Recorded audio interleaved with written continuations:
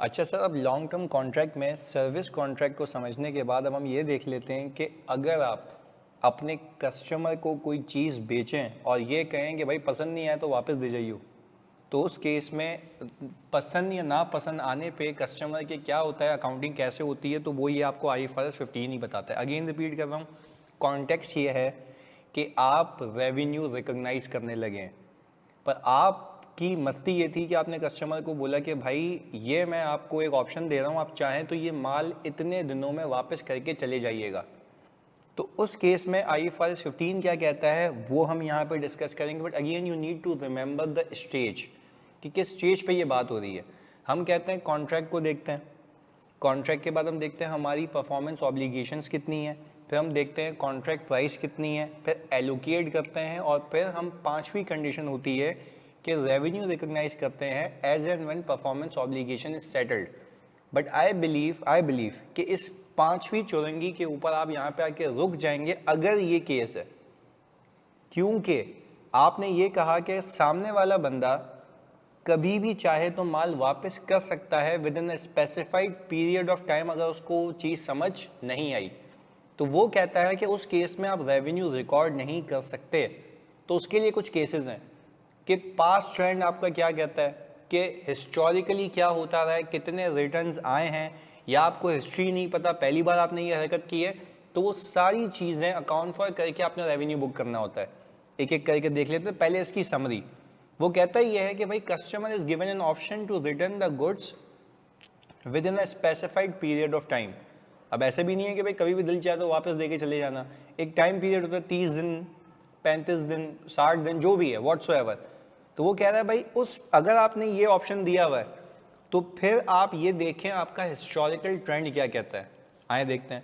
वो कहता है कि भाई रिटर्न्स अगर प्रोजेक्टेबल हैं, अच्छा रिटर्न्स प्रोजेक्टेबल का मतलब ये है कि आप अगर शो शॉर्ट हैं कि माल वापस नहीं आएगा, तो वो कहता ये है कि भाई पूरी सेल बुक कर लो, कोई मसले वाली बात नहीं है, क्योंकि आज तक आपकी हिस्ट्री कह रही है कि आज तक जब भी आपने ऐसी बकवास की है तो माल वापस नहीं आया। अगेन ये कब होगा जब आपने ऑल टुगेदर एक ऑप्शन दिया, और ऑल टुगेदर एक ऑप्शन देने के बाद आपको पता है हिस्टोरिकली भी आप ये करते आए हैं और आपका कभी भी माल रिटर्न नहीं हुआ।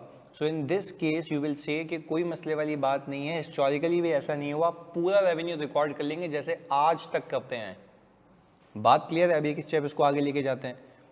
प्रोजेक्टेबल का मतलब ये है दूसरा, यानी एक तो प्रोजेक्शन ये थी कि भाई पक्का पता नहीं आएंगे वापस, दूसरी प्रोजेक्शन ये है कि भाई हिस्टोरिकली ये प्रूवन है या हिस्ट्री ये बताती है कि हमने जब भी माल बेचा है तो उसका 5% या 10% वापस आ जाता है। तो वो कहता है कि जो 5% माल वापस आ जाता है आज तो आप उसको हैंड ओवर कर देंगे। अभी हम सिर्फ ये थ्योरेटिकली एक्सपेक्ट को कवर कर रहे हैं ताकि आपके पास एक समरी सॉर्ट ऑफ बन जाए। अगेन रिपीट करूं, दिस इज अ समरी, ये 1 पेज समरी आपके काम आएगी। अगर ऐसा कोई केस आ जाए तो इसमें से यूज करके आप वहां पे सवाल सॉल्व कर सकते हैं इजीली। दूसरा केस, हमने कहा कि भाई 10% माल वापस आ जाएगा, 5% माल वापस आ जाएगा, आएगा वापस। वो कह रहा है आज आप उसको माल हैंड ओवर कर दें तो उसकी एंट्री क्या बनाएंगे, इन्वेंट्री को कर देंगे क्रेडिट, इन्वेंट्री को कर देंगे क्रेडिट, इन्वेंट्री अपनी किताबों से निकाल दें। सर इन्वेंट्री निकाल दी तो COGS बुक हो जाएगी, नहीं करेंगे COGS बुक क्योंकि आपने अब तक बेचा नहीं है। आप अकॉर्डिंगली उसके अगेंस्ट में एक नया एसेट क्रिएट करेंगे, राइट ऑफ रिटर्न एसेट। ये कोई रिसीवेबल नहीं, रिसीवेबल सेल के अगेंस्ट होता है। ये आपने इन्वेंट्री क्रेडिट की, इन्वेंट्री को निकाल दी अपने पास से, और इन्वेंट्री को निकालने के बाद आप कह रहे हैं कि this inventory might come back, मेरे पास राइट है इस एसेट के रिटर्न होने को, तो एक नया एसेट बन जाएगा, राइट ऑफ रिटर्न एसेट। यानी सर आप ये कहना चाह रहे हैं कि जिस इन्वेंट्री पे आपको शक है कि वापस आ जाएगी, उस इन्वेंट्री को अपनी किताबों से निकाल दें क्योंकि आउट तो हो गई है, पर you can not recognise in COGS because that has not been sold yet. आप उसके अगेंस्ट में एक नया एसेट क्रिएट कर देंगे, right of return asset, that's it. अच्छा सर उसके बाद क्या होगा, बात की बाद में करेंगे, अभी पहले माल जाने दो, वापस आया नहीं आया वो अभी देखते हैं आगे। पहली एंट्री क्या बनेगी, इन्वेंट्री हो जाएगी क्रेडिट और राइट ऑफ रिटर्न एसेट हो जाएगा डेबिट। बात क्लियर है? अच्छा फिर अब व्हाट इफ सर वो आपको पैसे दे के चला गया हो, तो आपने कहा लेट से आपने पैसे पूरे डेबिट किए, कैश हो गया पूरा डेबिट, पैसे तो पूरे आ गए। सेल्स आप उस 10% माल को हटा के बुक करेंगे और जो बकाया आपने ज़्यादा पैसे लिए हैं वो चले जाएंगे कॉन्ट्रैक्ट लायबिलिटी के अंदर, because you have received the amount but you have not settle your obligation because it is anticipated that वो वापस आएंगे। बात समझ आएगी? तो वो कॉन्ट्रैक्ट लायबिलिटी में, यानी सर दो चीज़ें, पैसे आ गए ज़्यादा, सेल्स आपने उन यूनिट्स की बुक नहीं करनी भले ही पैसे आ गए, क्योंकि उसके बाद राइट है वापस करने का। आपकी एंटिसिपेशन है हिस्टोरिकली कि 10% माल वापस आता है, तो वो जो पैसे आपने 10% के भी रिसीव किए हैं ना बच्चों, उसको आप डाल देंगे कॉन्ट्रैक्ट लायबिलिटी के अंदर, और जो इन्वेंट्री गई उसको COGS में नहीं, राइट ऑफ रिटर्न एसेट के अंदर। तो ये पूरी कहानी सुनने के बाद जरा ये देखें, यहाँ पे हमने लिखा refund liability will be booked, refund liability will be booked to adjust the sales and right of return asset will be book to adjust the corresponding cost of sales. यानी वो बोल ये रहा है कि भाई आपका COGS बुक नहीं होगा उस इन्वेंट्री के रिलेटेड जो आपने आउट तो किए बट वापस आएगी, क्योंकि बेचा नहीं है, क्योंकि उसकी रेलेवेंट सेल भी बुक नहीं हुई है, ये चीज़ें। अच्छा, फिर अगर मैं कह रहा हूं कि नॉट प्रोजेक्टेबल, यानी आपको अंदाजा ही नहीं है कि हिस्टोरिकली क्या होता है, तो आप बोलेंगे इंटायर अमाउंट रिफंड लायबिलिटी में डाल देंगे, 1 रुपए की भी सेल बुक नहीं होगी, क्योंकि आपके पास हिस्टोरिकली प्रूवन है ही नहीं। तो वो कहेगा रुक जाओ, जब तक रुकोगे जब तक ये पता नहीं लग जाता कि क्या माल वापस आया या नहीं आया, क्योंकि आप प्रोजेक्ट ही नहीं कर सकते। अब समराइज करता हूं, मस्ती है सेल ऑन रिटर्न बेसिस की। सेल कर दिया है रिटर्न बेसिस के ऊपर, लिख के दे दिया उसको, भाई चाहे तो 30 दिन में वापस कर दियो। पहला पक्का पता है कभी जिंदगी में वापस नहीं आया, पूरी सेल पूरा COGS नो इशू।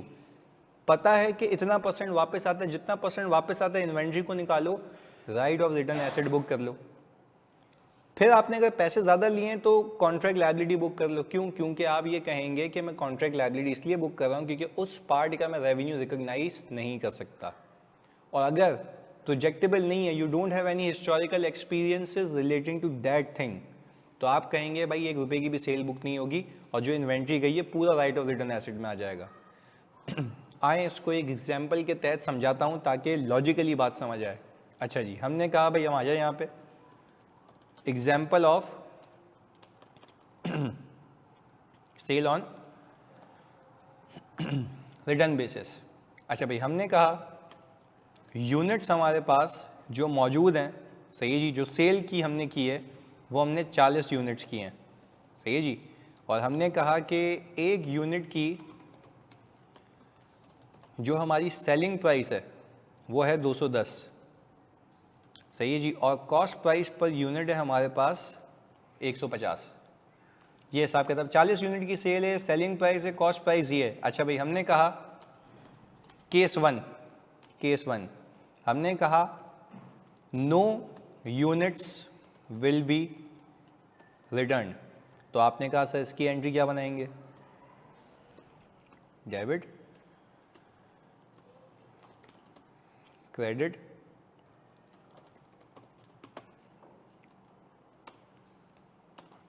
ये पर्टिकुलर्स हो गए। आपने कहा कि सर अगर हम यहाँ पे ये कहें कि कैश आपको मिला, सही है जी, 40 यूनिट इंटू 210, तो 8400 का आपको पैसा रिसीव हो गया, सही है जी। No units will be return, that means कि इट इज प्रोजेक्टेबल, कि आप कह रहे हैं कि एक माल भी वापस नहीं आएगा, एक यूनिट भी वापस नहीं आएगा, तो पूरी सेल बुक करूंगा, दैट्स इट। मैंने कहा ये हो गया। अच्छा, फिर एक और एंट्री बनाएंगे आप, सर एक और एंट्री क्या बनेगी, आपने कहा कि भाई COGS डेबिट और स्टॉक या इन्वेंट्री क्रेडिट, कितने से, आपने कहा 40 यूनिट बिके हैं, एक यूनिट 150 का है, 6000। बात क्लियर है? ये तो हो गया केस नंबर 1।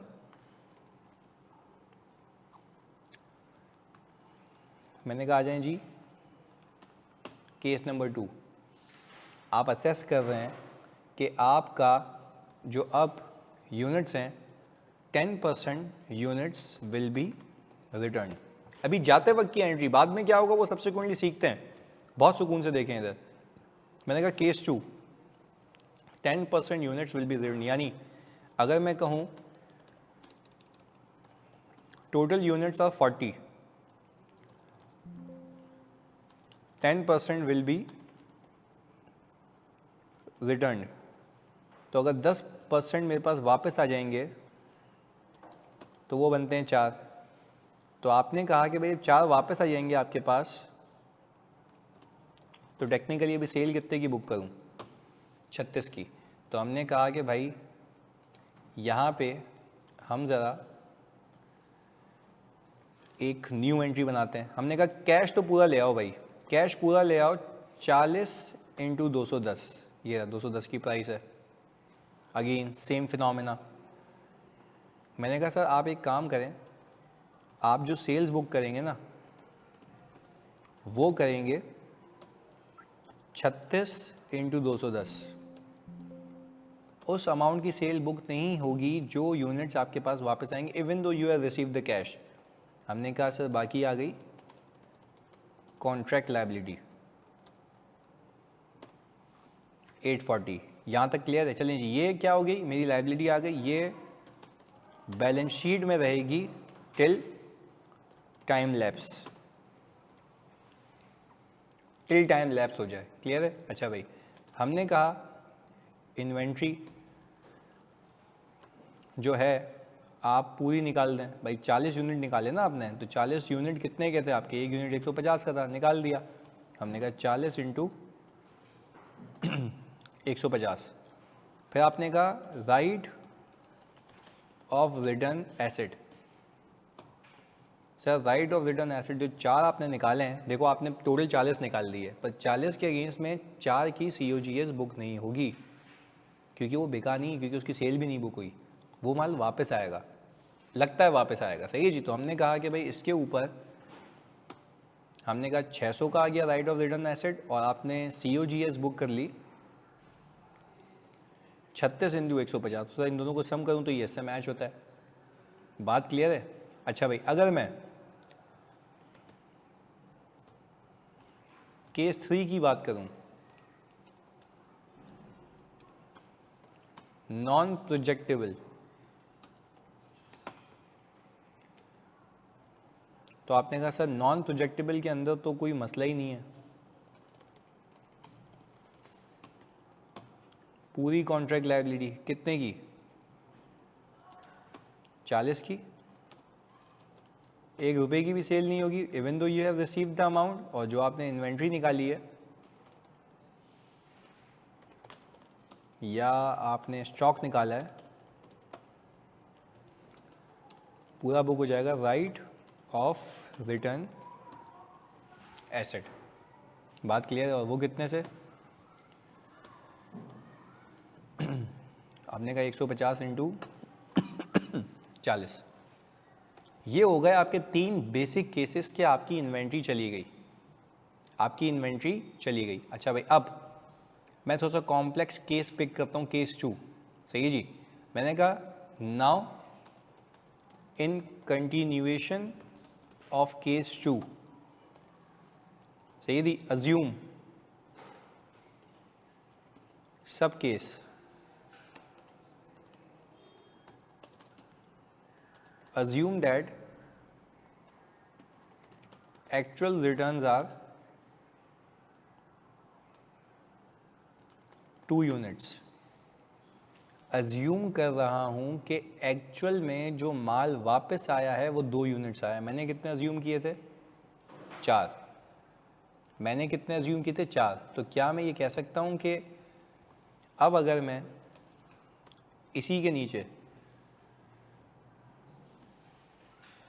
इसको इसके नीचे सॉल्व करते हैं ना ताकि समझ आए, 2 यूनिट्स वापस आए, तो मैं क्या करूँगा जब 2 यूनिट्स वापस आए, अच्छा तो यानी बाकी बिक गए भाई, टाइम लैप्स हो गया, टाइम के ड्यूरेशन में 2 यूनिट्स वापस आए, मतलब 2 बिक गए। तो जो वापस आए 2, उसकी एंट्री क्या बनाऊंगा ज़रा ये देख लेते हैं। मैंने कहा जो 2 यूनिट्स वापस आए, तो आपने कहा कि पहले तो आप राइट ऑफ रिटर्न एसेट पूरे यूनिट से ख़त्म करें, पूरे यूनिट से। आपने कहा 4 इंटू 150, 4 इंटू 150। सही है जी। आपने कहा, मैंने कहा 4 इंटू 150, 600 हो गया। देखो 600 का आपने right of return asset book किया था, मैंने ख़त्म कर दिया। मैंने कहा अब नहीं है ये, अब एक्चुअल रिजल्ट्स आ चुके हैं। मैंने कहा सर अब आप एक काम करें, इन्वेंट्री में वापस ले जाएं, क्योंकि 2 रिटर्न आए ना, तो आपने कहा 2 में ले गया इन्वेंट्री में, तो सर बाकी COGS बाकी बिक गए, तो सर इसकी सेल भी तो बुक करें, अभी करेंगे, अभी करेंगे। हमने कहा अब सेल का फिनोमेना भी है। सेल्स कितने यूनिट्स की?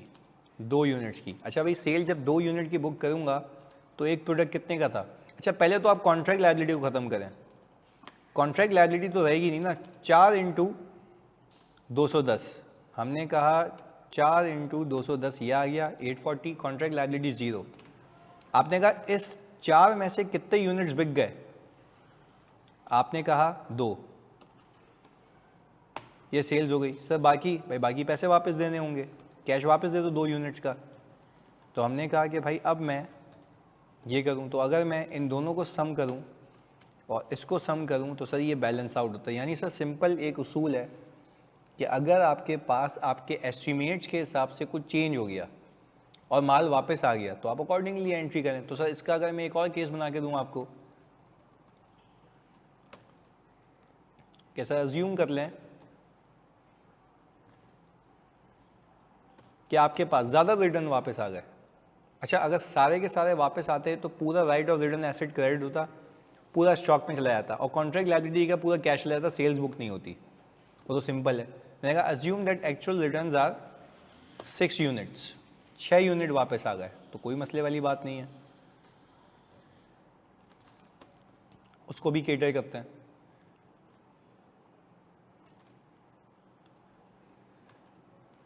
मैंने कहा सर सबसे पहले आपने राइट ऑफ रिटर्न एसेट कितना बुक किया था? कितना बुक किया था? 4 यूनिट्स का, मैंने पूरे घुमा दिए, सही है। अब आपने कहा कि भाई अब आपके पास माल वापस आया है, तो आपने कहा स्टॉक के अंदर 6 डालो यूनिट्स, तो हमने कहा सर मैंने उसको 6 कर दिया, 150 के हिसाब से तो ये 6 आ गया। अच्छा फिर मैंने कहा कि भाई मैंने COGS सॉर्ट ऑफ ज़्यादा बुक की हुई थी, तो COGS रिवर्स करूँगा ना, कितने यूनिट्स की? 2 यूनिट्स की, तो मैंने कहा 2 × 150 ये आ गया, तो कुल मिला के ये बैलेंस आउट होता है।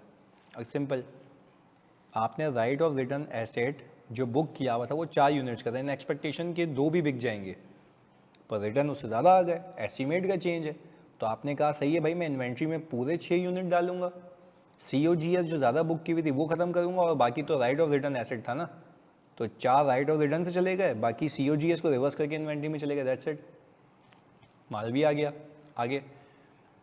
अब यहाँ पे कॉन्ट्रैक्ट लायबिलिटी आपने बुक की हुई थी 4 यूनिट्स की, आपने कहा था 4 यूनिट्स नहीं बिकेंगे वापस आएंगे, बस 6 आ गए, तो कॉन्ट्रैक्ट लायबिलिटी तो टेक्निकली उतने से ही रिवर्स करूँगा ना जितने से क्रिएट की थी, बाकी तो सेल्स रिवर्स होगी।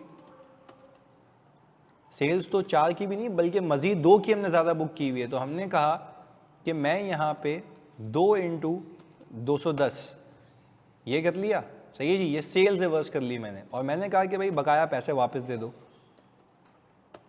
कितने यूनिट्स के? 6 यूनिट्स के। तो अगर मैं वैसे भी देखूं कि 6 यूनिट्स के 210 के हिसाब से 1260 बनते हैं, इन दोनों का भी सम 1260। तो आई होप आपको ये बात समझ आई होगी कि सर अगर सेल ऑन रिटर्न बेसिस है, तो सेल ऑन रिटर्न बेसिस का मतलब ये है कि you are giving an option to your customer that he can return within a specified period of time.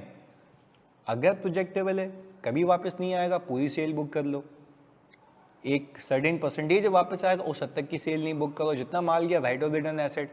और अगर नॉन प्रोजेक्टेबल है तो 1 रुपये की भी सेल बुक नहीं होगी, और सब्सिक्वेंटली मैंने आपको करके दिखा दिया। अच्छे से कॉपी करें, इसका क्विज आता है जी, जज़ाकल्लाह।